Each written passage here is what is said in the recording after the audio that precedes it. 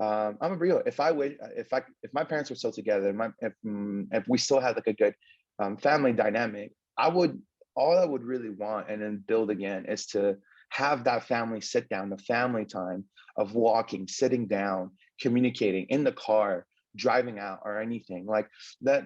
Honestly, that's all I would yearn for. And especially, so imagine having a youth student, and then your children has the opportunity to have that. So don't miss out on that, because I know that that's what I would crave for. And that's what I would love, right?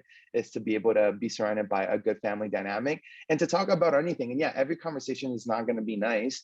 But I would want to encourage you that if there's one thing I'm sure is that students are just, they always think like not the worst, but they're just like afraid of like, I don't know how this is going to go because there's a stigma, right? But as parents, if you guys, I'm stopped, but like if it's about breaking the stigma, I wish my parents would have been a bit more forward with a lot of things. I knew I would have been opening up about more things in my young age. So yeah, parents, please do that, because I know students are craving for it. I know I am, and I'm 27.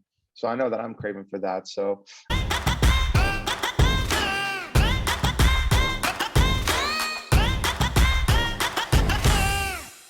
and again, Renzo and I want to be completely clear.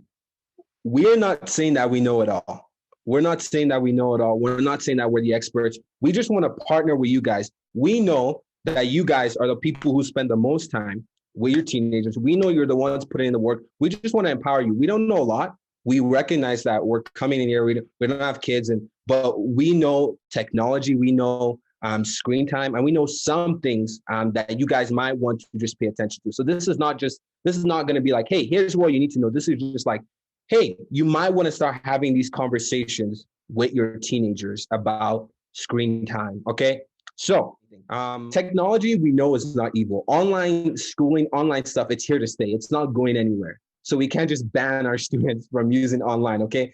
We can just empower them and teach them how to navigate online stuff, because they're going to become teenagers, and they're already teenagers. They're going to become adults. They're going to have to work with computers and all this different stuff.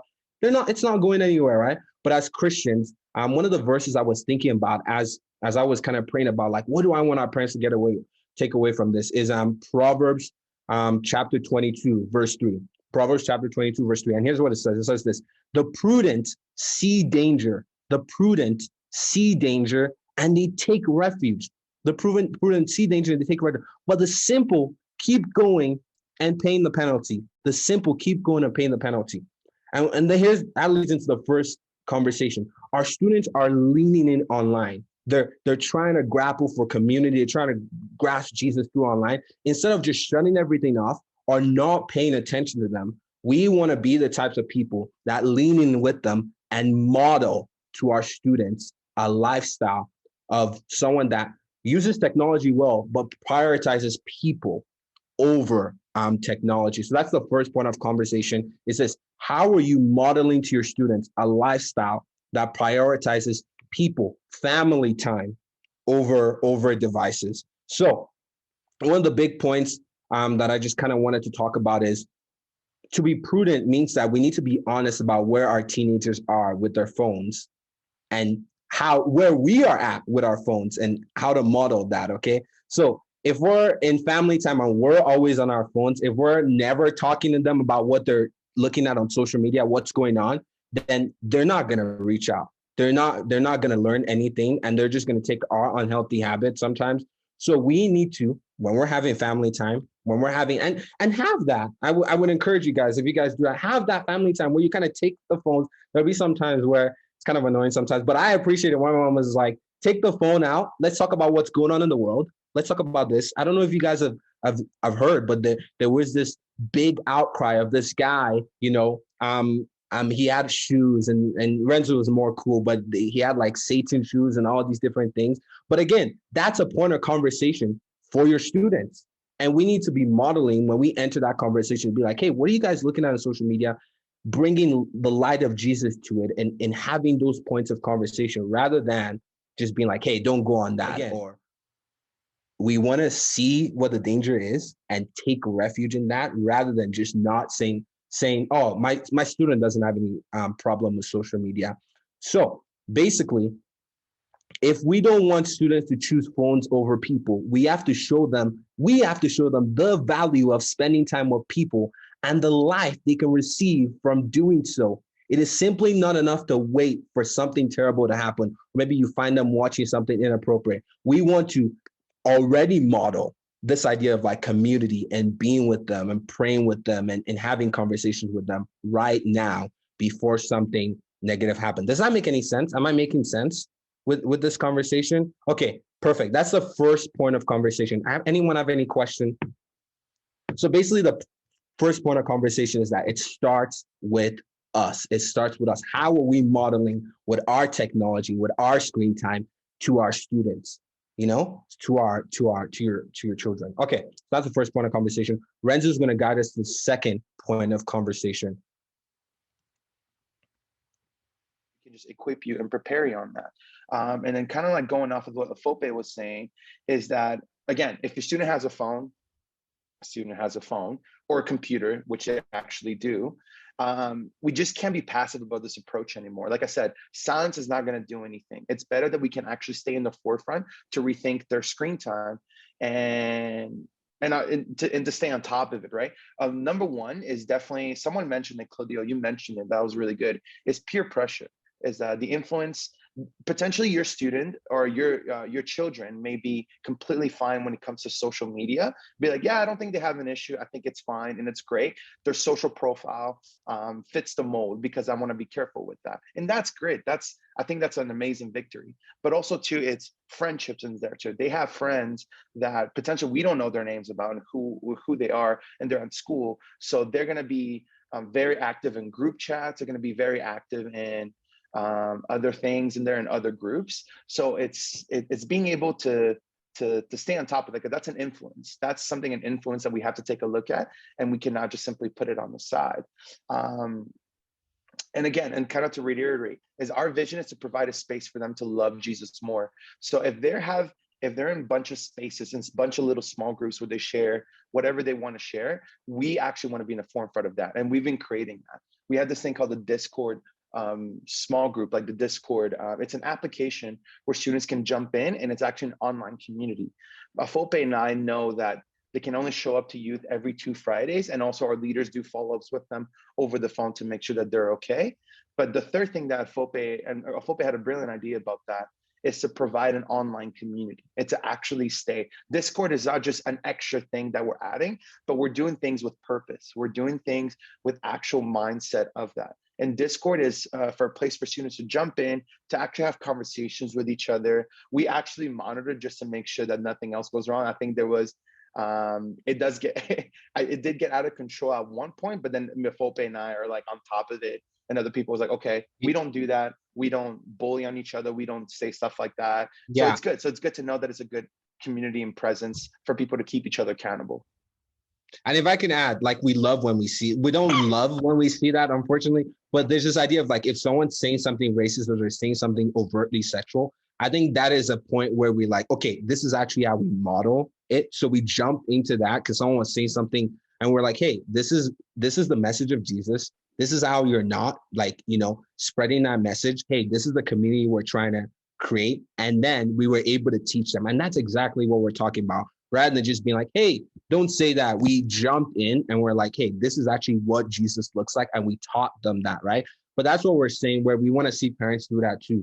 When we're talking about pornography, someone's asking us, oh, I saw this on my phone. When we're talking about pornography, we want parents to not be like, oh, I can't believe you guys are talking about that at youth, but actually get into that conversation. We want, when we're talking about like some kids are sexting or sending explicit pictures of yourself, we want to come in and be like, hey, God's created you to be his image, your body. You're supposed to keep that as a temple. But we also want parents to jump into that conversation at home too, because at the end of the day, your students are asking those questions. Your senior highs are asking those questions. And if we're not talking about it, and if you're not talking about it, they're getting it from Google. And I'll tell you this, Google is not a good teacher. I would tell you that for sure. So we want to be at the forefront. If you haven't talked about pornography and your kids are in senior high, that's something. Sexting, fake news. Some of our kids believe some of the most random things that aren't even close to historically accurate. Some people believe Jesus is just a comic book character. And I'm like, guys, but they get that from the internet. But it's like we want to work with our parents, or partner with them, and be like, hey, here's how you can look. Here's what you should be following. Here's when you see an image online. Here's how we know if it's actually real or not, because these are skills that they need, not just in high school, but in university too, right? Here's some of the sources that you need to think about. Okay, if Canada is posting something, that's good. If some random grade 12 kid is posting how, weird world orders are developing and you're scared to sleep at night, that's probably not true. They don't even have a history degree, right? So we want to, teach our teenagers to think through some of those things, right? But it starts by having those conversations about, hey, here's some things you might see on the web. You might see this, you might see this, you might see this. Don't follow that. Don't buy into that.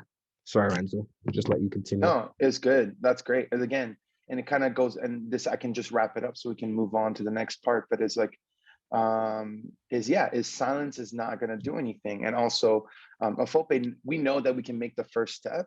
I was like, okay, I know what step to take when it comes to our youth students once every 2 weeks. But the thing is, like, I don't want to take that step if I know that, like, man, but I don't want to do this alone. Like, I would love to for the parents to know that what we're doing as well, because I would hate for us to be in point A and then parents are in the other point.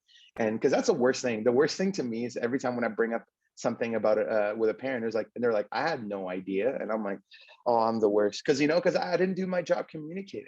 That's on me, right? So I always want to make sure that whatever step that I take, whatever thing that I want to communicate and stuff, it is in line with the word of Jesus. Is I don't want to be at a side of the fence, because that's how the internet works. That's not sometimes politics works or anything. One person's on the one side of the fence, a person's on the other side. But the reality is that the fence, the word of Jesus, who Jesus is, our Lord Jesus Christ, that will never change and that will never switch sides. So that's what we want to thrive and be and kind of lean on, right? And to hold on to, because he's like our cornerstone. He's an anchor for our soul. So we know that we don't deviate from the truth, right? To bring it up forward, to know that whatever news comes out there, real or fake, that we know that we can just bring it up in a conversation. So this is one book I was reading to get prepared for this. Is Boundaries by Dr. Henry Cloud and Dr. John Townsend. Really good book. I think we might even do a giveaway. But there's some good chapters. There's one on boundaries and parents, children and parents. And there's one also on boundaries with technology. So it's a really good book. So that's where I'm kind of drawing some of the stuff out. But one of the big things is how many parents have students that pay their own phone bill?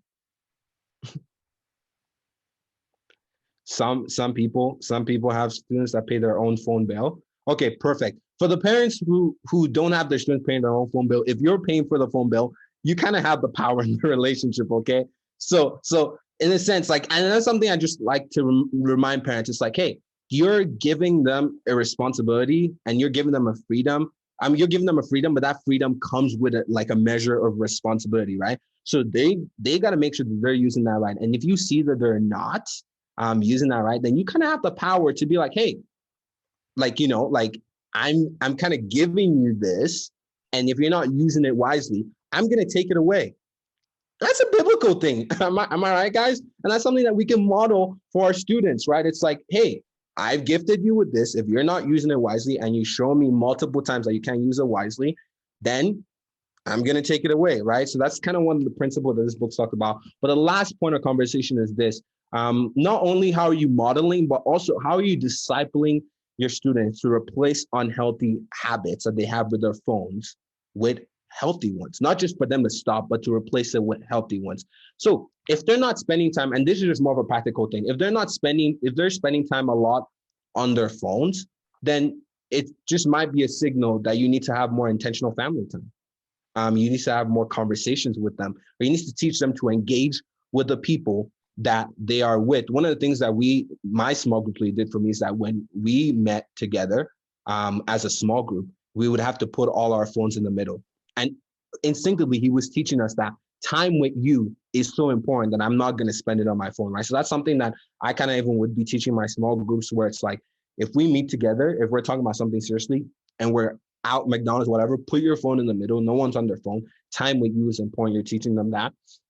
But also, if you're kind of trying to teach your students how to get to this life of freedom and in this life of like, I don't have to rely on my phone so much, I don't have to rely on my screen time so much, have them think about people that matter or are successful to them. So for some of my boys, I would say, look, think about LeBron James. What does he want to do? He wants to get good at basketball. Think about, Serena Williams or whoever, right? Think about Renzo and I. To grow with God, we're not just randomly on our phone every time. Whatever goal you want to get to, we actually have to focus. We have to put our phones away, focus on what the goal is, focus on the type of successful person you want to become, and get there. Spend that time in helping them realize that where they want to get to, if they want to be really good in music, if they want to be really good at school, all that stuff, or really grow with God. And that's something we're pushing. We, for the past 18 weeks, have been creating space for students to read the Bible with leaders. 18 weeks. And for us, that's just telling the students to know, and our leaders are doing this, that it doesn't just happen randomly. You actually have to take the time to spend that time, right? For parents, we have to actually kind of model that to our students, right? So, it's getting them to think about that. And I kind of talked about this, but observe regular non-digital periods as a family. Like we do that in our family. We do prayers every night, but also there'd be sometimes where we do fasting, right? I'm not sure if that's what you guys do, but it could just be walks, have those intentional times, because kids are craving for that more than ever. We're trying our best to kind of foster that intentional time through online or through kind of youth and everything, but that's where parents come in, where you get to spend time with them, right? One-on-one, right? You kind of have that opportunity to be with them. You don't have to wear a mask. So you're in the top spot. Their teachers have to wear masks. Their friends have to wear masks. You don't have to wear a mask with them. You can actually hug them. So take advantage of that, guys. Hold them, hug them. You are the only ones who can right now. Okay. So I'm just saying right now. So and that's true.